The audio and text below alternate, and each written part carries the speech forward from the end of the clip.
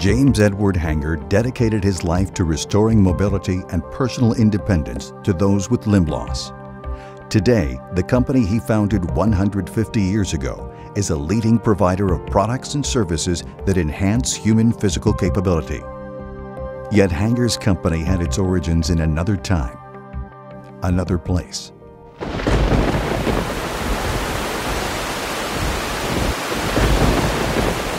During the early morning hours of June 3, 1861, 18-year-old James Edward Hanger stood guard outside a barn in Philippi, Virginia. Suddenly, at daybreak, he heard the sound of cannons firing.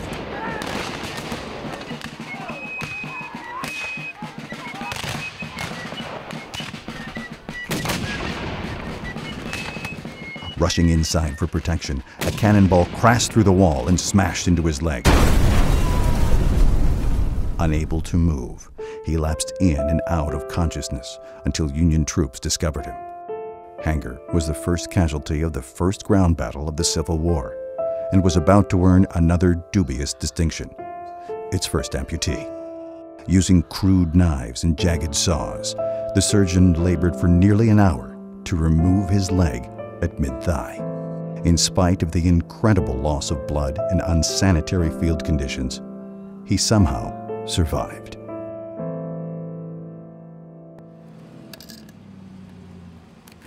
Convalescing in the care of the Union Army, Hanger was fitted with the standard artificial leg of those days, a heavy piece of wood attached awkwardly to his residual limb.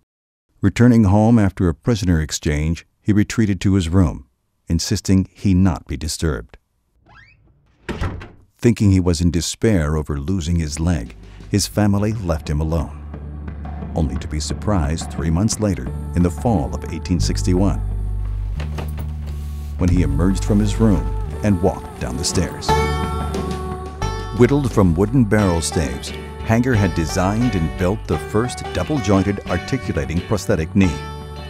And the world for him and other amputees would never be the same. By custom fitting a prosthesis to make it more comfortable and designing it to restore natural function as completely as possible, Hanger created an artificial limb clearly superior to others on the market. Commissioned by the U.S. government, Hanger started a prosthetic manufacturing company to help other comrades in arms achieve a higher quality of life.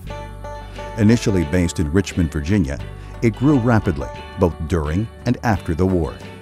By 1888, it had relocated to larger facilities in Washington, D.C., with branches in Atlanta, St. Louis, Pittsburgh, Philadelphia, and Baltimore. World War I created an urgent need for prostheses in Europe, so operations were established in Paris and London. The advent of federal funding for handicapped rehabilitation propelled growth even faster. And as schools began training therapists in orthotics as well as prosthetics, the company's products and services expanded to include both. World War II saw an even greater emphasis on restoring patient lifestyles, with the Hanger companies eager to share its customers' success stories. During the 1980s, the far-reaching and now independent Hanger companies were strategically consolidated with other businesses under the leadership of a young entrepreneur and clinician, Ivan R. Sable, who eventually became CEO of Hanger Orthopedic Group. Continued consolidation led to the addition of distribution services with the Hanger Southeast acquisition, as well as the milestone NovaCare acquisition that more than doubled Hanger's size in 1999. For Hanger, the 21st century brought a revolutionary O&P network management company, a business specializing in emerging technologies, and an entry into the rehabilitation market, among other adjacent businesses. Today, Hanger is comprised of 3 business segments that provide patient care, distribution, and therapeutic solutions. Together, Hanger's 4,300 employees positively impact the lives of hundreds of thousands of patients, while staying true to James Edward Hanger's original vision of restoring what nature and circumstance have taken away. It has been said that Hanger doesn't make a person's dreams come true. It simply provides solutions to empower human potential. And by doing so, Hanger is positioned to serve as the partner of choice for its customers over the next 150 years.